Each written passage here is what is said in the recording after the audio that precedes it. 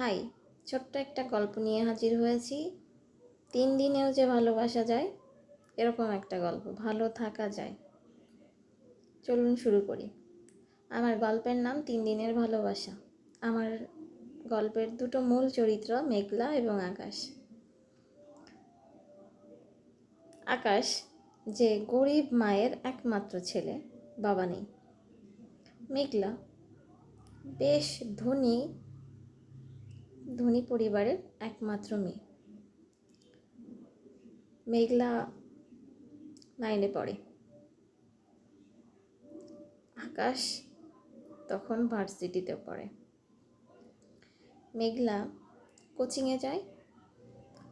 কোচিংয়ের কাছাকাছি একটা কলেজ। আকাশ প্রথম দেখায় তাকে ভালোবেসে ফেলে, তাই তাকে প্রপোজ করে। ভালোবাসার কথাটা বললেই মেঘলা হ্যাঁ বলে এবং একটু মুচকি হেসে চলে যায়। দ্বিতীয় দিন মেঘলা বাড়ি থেকে একটা চিঠি লেখে আর আকাশে একটা চিঠি লেখে।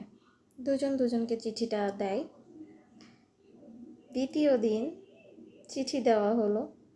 কি সিনেমার গল্প মনে হচ্ছে? না, সিনেমা না, বাস্তব। তৃতীয় দিন আকাশ বলে, পালাবা আমার সাথে? মেঘলা বলে হ্যাঁ। তো দুজন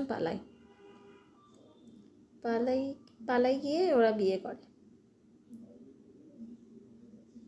আমরা নেক্সট পার্টে দেখতে পারবো এরপর কি হলো। আসসালামু আলাইকুম, বাই গাইস।